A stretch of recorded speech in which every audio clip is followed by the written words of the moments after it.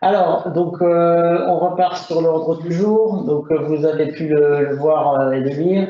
Donc, Monsieur Gross va vous faire une introduction à l'historique du projet. Monsieur Walter de Urbaplan va vous présenter l'aménagement routier. Nous passerons une vidéo du projet et l'entreprise nous parlera du phasage des travaux. Et avant les questions-réponses, on parlera de quelques chiffres clés. Donc, pour rappel, ne faites pas comme nous, mais laissez votre micro fermé. Et puis, il y a une partie questions-réponses que vous pourrez activer sur la droite de votre écran. Et on essaiera de répondre à toutes vos questions à la fin de la présentation. Donc, Monsieur Gross, une nouvelle fois. Voilà, donc, bonsoir à toutes et à tous. Merci pour votre présence. La question donc, du reprofilage du réseau routier communal intéresse le conseil municipal depuis déjà 2015, avec une première étude relative donc, à l'assainissement du bruit routier sur l'ensemble des axes communaux, étude qui a débouché par la suite sur l'initiation finalement de la réflexion sur le chemin de la montagne, en parallèle également avec d'autres études, notamment celle de l'association Handicap Architecture Urbanisme, HAU, qui en 2017 a analysé l'ensemble du territoire communal et puis était arrivé avec certaines recommandations tout au long du chemin pour favoriser l'accès des piétons et des personnes à mobilité réduite. Mandat a été confié en 2018 à l'entreprise, au bureau d'Urbaplan pour étudier donc non seulement la réflexion du profil de la route, mais également d'avoir une réflexion plus globale sur l'accessibilité, donc tant au niveau du cheminement piétonnier que également de l'accès pour les vélos, pour un certain nombre de mobilité. En parallèle, donc il y a eu également une réflexion avec Swisscom, les SIG, avec l'Office cantonal de l'eau pour la réflexion des différents réseaux souterrains et qui vont conduire à l'enfouissement également d'un certain nombre de réseaux électriques aujourd'hui aériens au début du chemin. Et puis au niveau par contre des collecteurs d'eau, donc ça sera refait par la suite lorsque les travaux sur l'axe Fontenay seront terminés. La démarche a été également enrichie d'une participation avec le secteur nord, donc pour la partie justement de réflexion sur l'accessibilité. Et puis, donc, plutôt que de simplement remettre une couche de photons absorbants, eh bien, Monsieur Walter du bureau Urbaplan va vous présenter maintenant un projet de mobilité, donc pas seulement pour les voitures et autres véhicules routiers, mais également élargi au vélo et puis à la problématique des piétons et personnes en mobilité.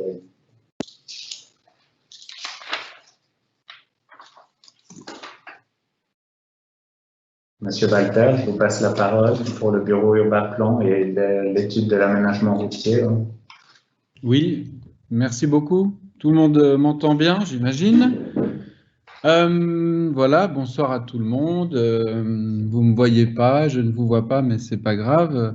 C'est un plaisir d'être là quand même. Donc, pour ces réaménagements du chemin de la montagne, je vais vous présenter un peu les analyses qu'on a faites très rapidement et puis ensuite le projet proposé qui a été d'ailleurs soumis en autorisation de construire. Tous ces éléments-là, d'ailleurs, ont été vus avec l'OCT, donc l'Office cantonal des transports, par rapport à des questions de gabarit que je vais vous expliquer tout à l'heure. Donc, dans un premier temps, on avait analysé le site et puis une des premières choses qui est frappante, outre l'état du chemin en termes de revêtement, ce sont les gabarits relativement étroits. Et c'est vrai qu'il y a aussi des bus qui parcourent ce chemin. Et donc, c'était une des problématiques majeures. Donc là, vous avez en fait une image gabarit minimum avec une coupe. C'est à droite, donc séquence 1 et 2, qui illustre ça, de l'existant. En fait, souvent, on a des gabarits qui sont de l'ordre de 5,40 m de chaussée, ce qui n'est pas très large. Et on a en même temps des trottoirs qui sont très étroits également, ce qui pose aussi problème. On n'a pas d'aménagement cyclable actuellement, et comme l'a dit M. Gros, un objectif, c'est justement d'améliorer la situation et puis d'équiper, je dirais, ce chemin en faveur des mobilités douces. Et puis on a plus en haut, en fait, un gabarit qui est plus grand et parfois ce qu'on a appelé gabarit maximum. Là, on a une chaussée de l'ordre de 7 mètres, mais toujours des trottoirs relativement étroits. Je vous laisse défiler, donc c'est bon pour moi pour passer à la prochaine slide. Merci beaucoup. Donc, on a des gabarits qu'on devrait respecter à 50 km/h. Ce qu'il faut savoir, c'est que ce chemin de la montagne va rester à 50 km/h.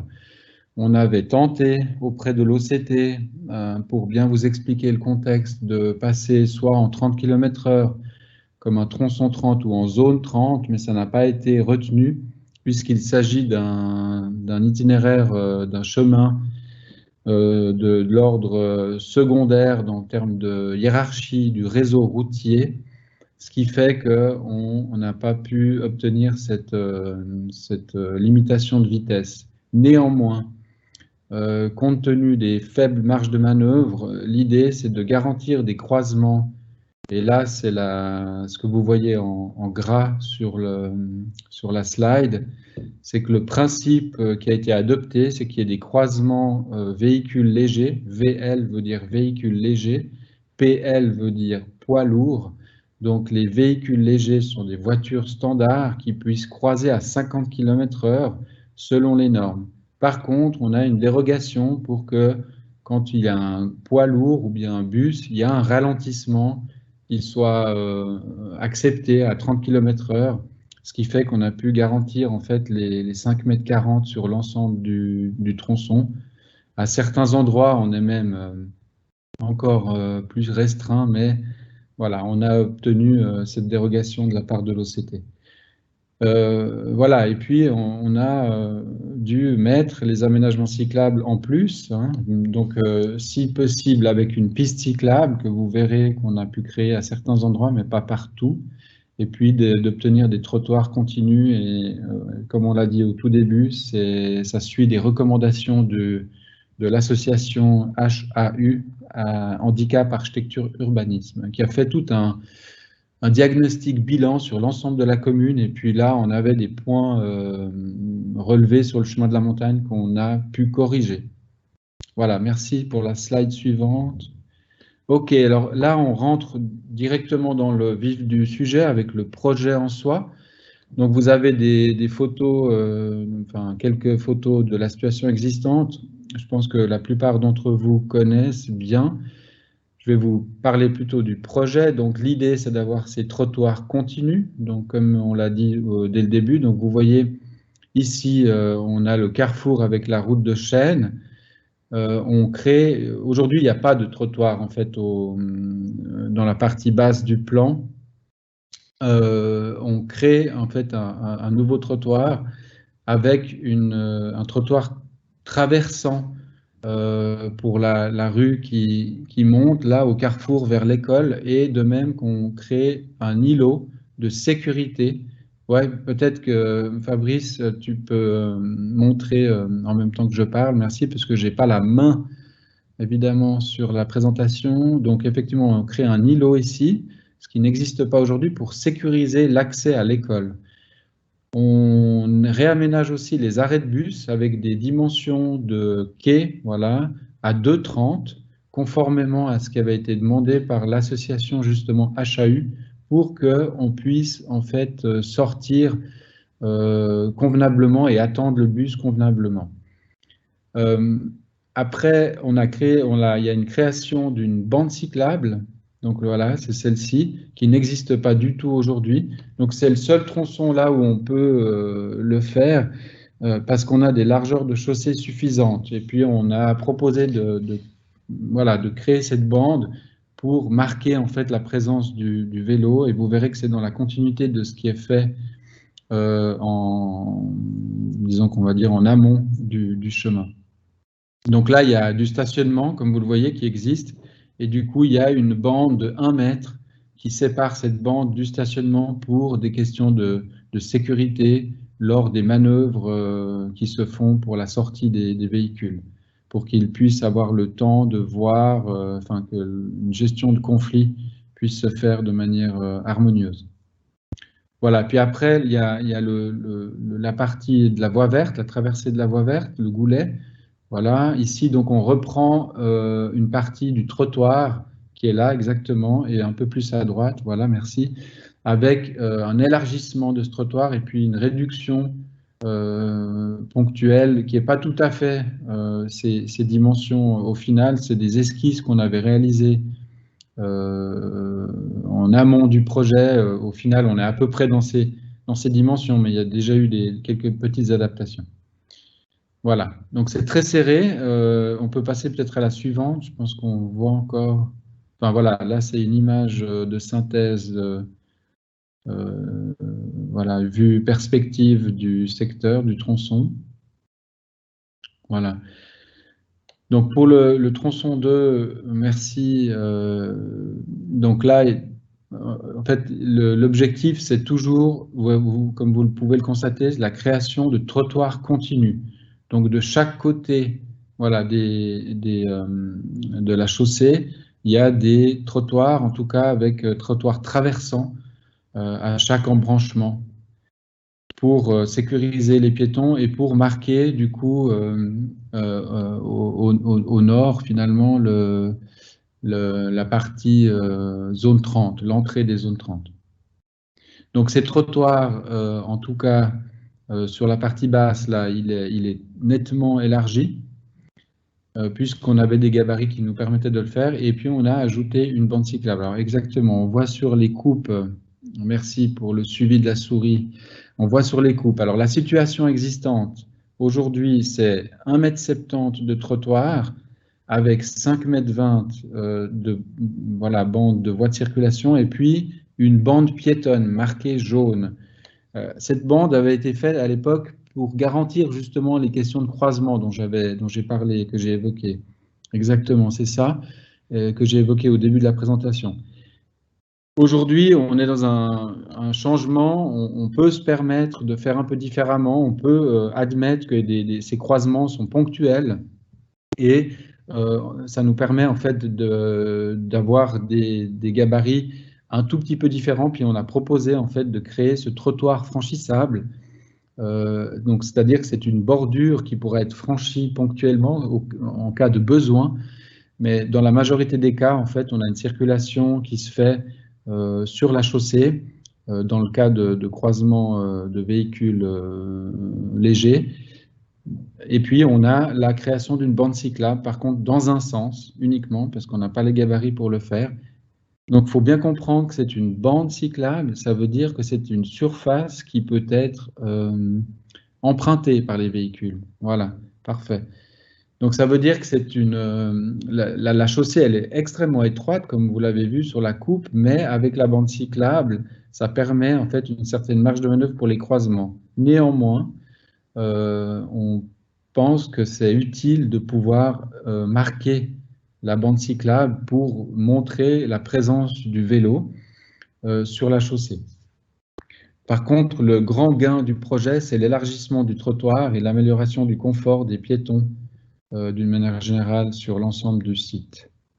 Donc si on passe à la vue, on a cette bordure franchissable sur la gauche et puis sur la droite de l'image, on a une bordure haute par contre avec un élargissement du trottoir quand on peut, parce que ce n'est pas toujours le cas. Ensuite, on arrive à une séquence plus en amont du chemin. Et donc, le principe, c'est toujours le même, avec ces trottoirs de chaque côté. Alors, il faut savoir que la bande, en fait, franchissable, c'est un trottoir, mais qui est très étroit et qui permet aussi de garantir la sortie des différentes propriétés privées sans être tout de suite sur la chaussée. Donc finalement, on a un certain dégagement qui se crée le long pour ces sorties. Et par contre, ça nous permet d'avoir une continuité quand même pour les piétons, même si c'est très étroit, et surtout de l'avoir sur le bas, d'avoir un trottoir de 1,50 m, voire 1,70 m quand on peut. Donc voilà, les gabarits changent régulièrement parce qu'on a un chemin qui n'est pas du tout régulier. Et puis d'avoir l'aménagement de cette bande cyclable continue en direction on va dire que c'est le nord-est en fait à peu près.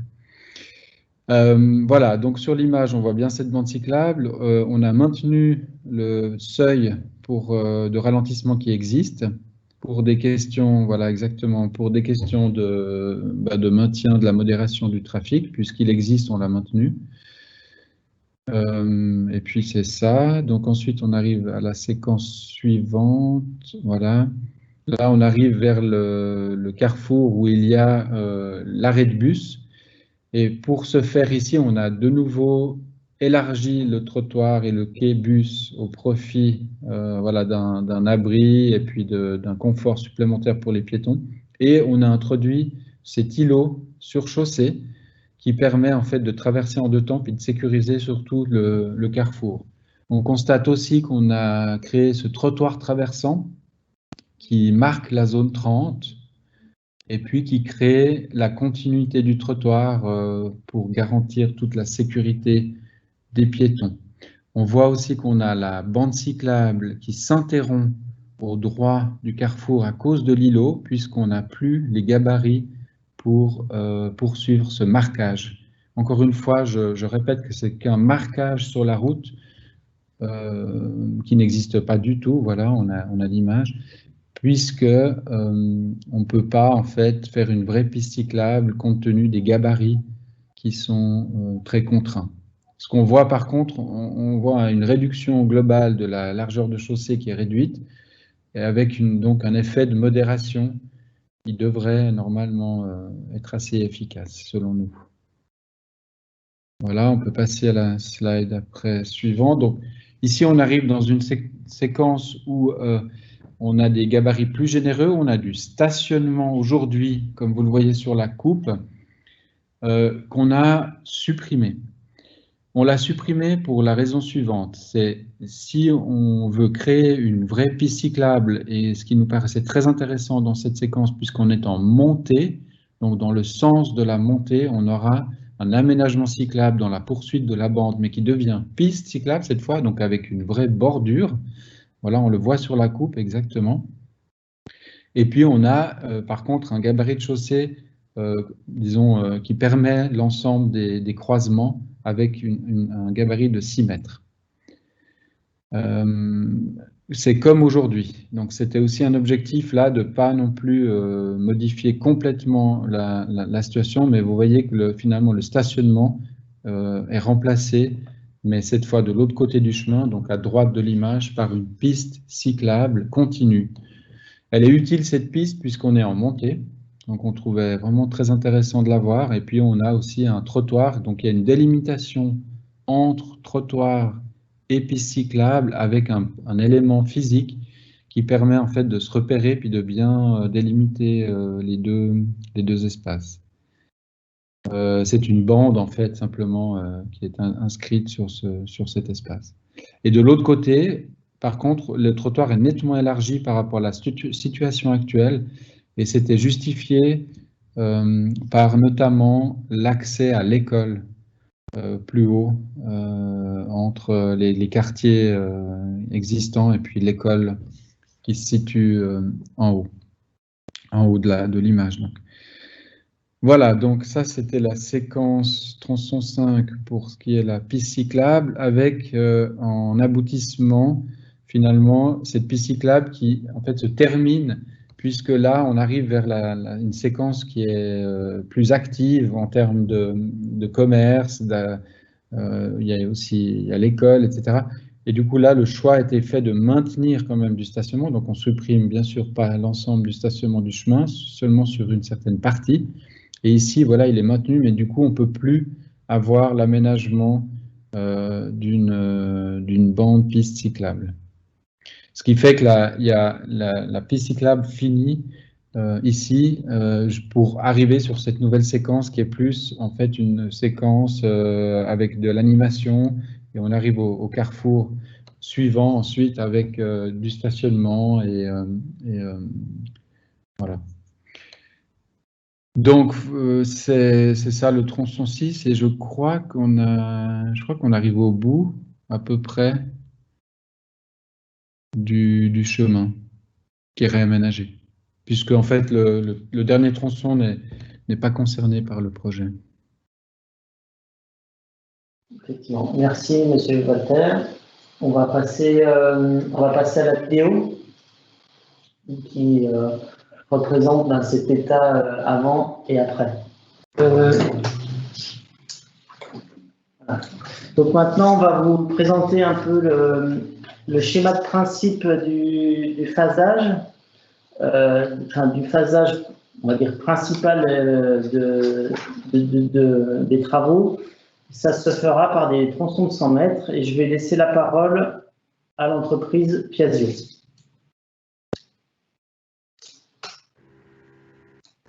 Alors bonjour tout le monde. Effectivement, on a des longueurs de phasage qui nous sont imposées par l'Office cantonal des transports. Donc ils sont encore soumises à validation avec des plans définitifs une fois que le projet, on aura tous les éléments du projet et une date de démarrage.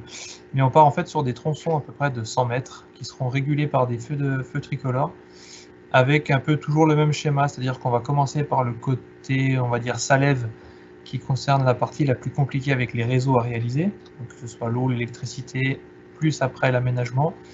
Et une fois que ce tronçon-là est rendu à la circulation, on bascule en face, donc côté Jura, afin de réaliser là principalement uniquement des aménagements. Ce côté-là est un peu plus simple en termes de travaux, pour ensuite réaliser des aménagements, c'est-à-dire les bordures, les enrobés de secours, et avancer avec ces aménagements-là.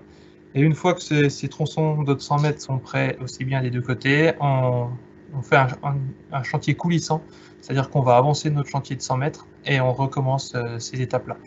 Donc pour l'instant, c'est ce qui est demandé par l'Office cantonal des transports. Il y aura encore des discussions pour valider l'ensemble aussi avec les TPG. Mais dans l'idée, voilà, le projet de base et le principe de base, c'est des tronçons coulissants sur l'ensemble du chantier en démarrant normalement par le côté chemin Castan pour remonter jusqu'à la route de Chêne. Voilà un petit peu le phasage qu'on a actuellement en préparation de ce chantier. Parfait, merci beaucoup. Et donc, quelques chiffres clés qui représentent le projet du chemin de la montagne. Donc, un budget réaménagement, changement des réseaux voté de 5,5 millions de francs. Donc, vous aurez une longueur de piste cyclable de 232 mètres et 550 mètres de voies cyclables. Les trottoirs, ça représente finalement le tronçon aller-retour au total, alors qu'avant, nous avions que 2000 mètres. Donc, les places de stationnement qui resteront côté principalement de la COP et du cimetière, qui représentent 42 places de stationnement. Le gabarit de chaussée sera au minimum de 5,40 m, y compris bande cyclable. Les fouilles des travaux SIG représentent 1700 mètres, dont 750 mètres de réseau électrique et 950 mètres d'eau potable.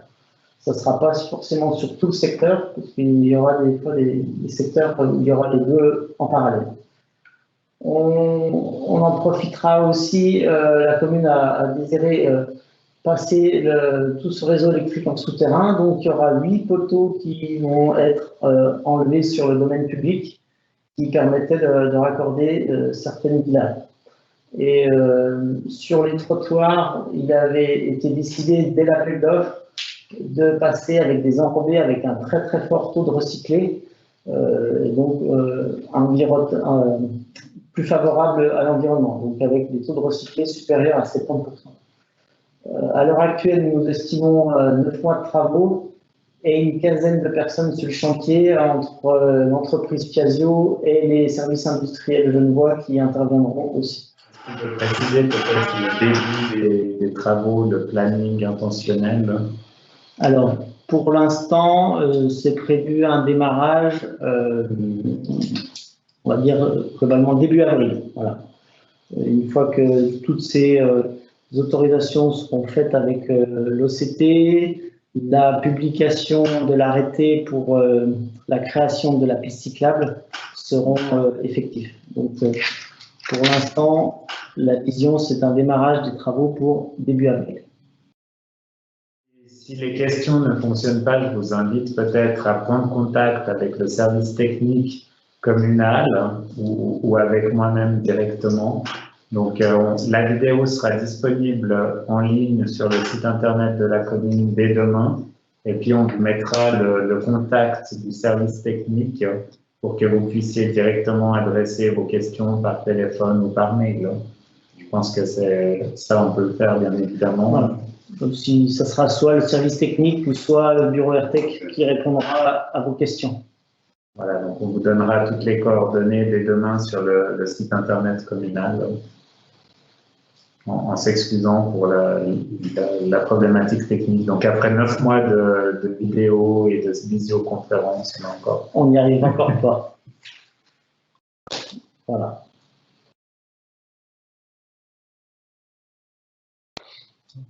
On peut clôturer. Je vous remercie pour votre participation et puis donc on se tient à votre disposition pour répondre de manière directe aux questions qui peuvent survenir suite à cette présentation.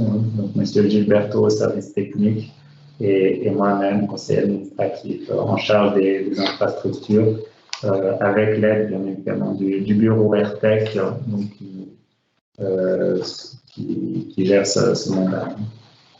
Voilà, je vous remercie pour votre participation. Je vous souhaite une bonne fin de soirée. Et voilà, merci. À bientôt.